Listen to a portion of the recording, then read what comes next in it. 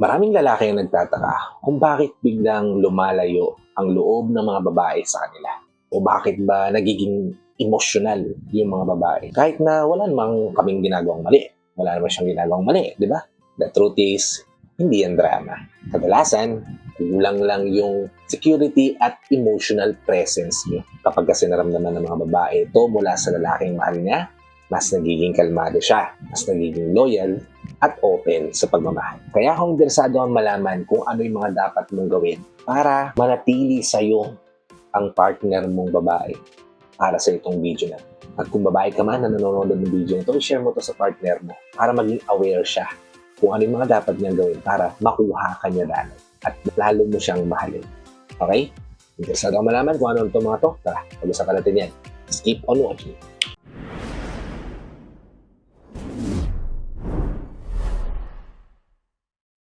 Hi, I'm Gary Opimo at gumagawa ko ng mga videos na katulad nito para matulungan ka na maging best version ng sarili mo at may bigay mo yung best self mo syempre sa taong mahal mo. Kaya kung bago ka pa lang dito sa channel ko, please consider liking this video.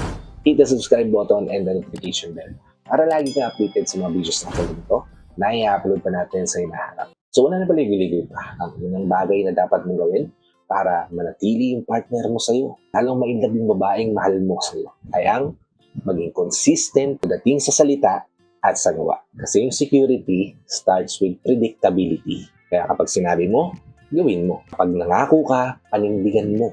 Ang mga babae, mas nafe-feel nila na safe sila when they know where they stand.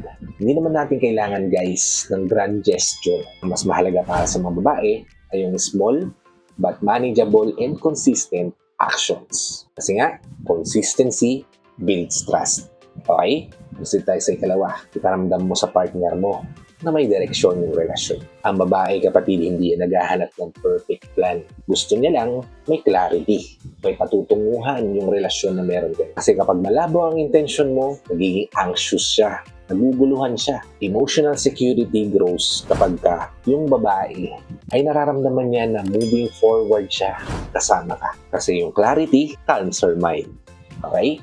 Kasi tayo sa ikatlo, makinig at umunawa. Emotional presence means hindi ka dapat umi-interrupt sa mga sinasabi niya. Nakikinig ka, inaayos mo, at kung walang kailangan i-depensa, huwag mong gagawin. Meron ding studies na kapag ang babae ay na-acknowledge mo yung emotions nila, mas nagiging bonded kayong dalawa. Minsan hindi niya kailangan ng solusyon sa mga problema ang kinakaharap. Kailangan lang niya na maramdaman na valid siya. Kasi yung being heard para sa kanya, it feels like being loved. Okay? Proceed tayo sa ikapat. I-acknowledge mo yung feeling na nararamdaman mo even if hindi ka sang-ayon. Hindi naman kasi kailangan mag-agree ka sa lahat ng bagay para ma-validate. Imagine mo, sabihin mo na naiintindihan ka over sa sasabihin mo na nag-overreact ka. Diba? Sinabi mo naiintindihan kita, mas bumababa yung tension. Remember, emotional safety is built when women doesn't feel that they are being judged for their feelings. And validation creates closeness. Okay? Proceed tayo sa ikalima. Last but not least, kapatid, napakadaling gawin. Be present kahit walang problema. Yung emotional presence kasi natin is not crisis-only availability. O yung kapag kakailangan ka niya, nandun ka. Tapos pag hindi ka niya kailangan, hindi ka na magpapakita. Yung emotional presence kasi, it's all about checking in kapag naaalala mo siya. Remembering details sa mga bagay-bagay na napakahalaga para sa inyo. And syempre, yung showing interest, even if it's ordinary days. Kahit walang okasyon, di ba? Ipakita mo na interesado ka pa rin sa kanya. Hahabulin mo pa rin siya, mamahalin mo pa rin siya, pipiliin mo pa rin siya. Kasi minsan, yung emotional neglect o yung kakulangan natin sa pagpansin sa taong pinili natin, mas masakit yun kaysa sa usual niyong pinag-aawayan o sa conflict na darating sa relasyon. Kasi presence says, you matter. Diba?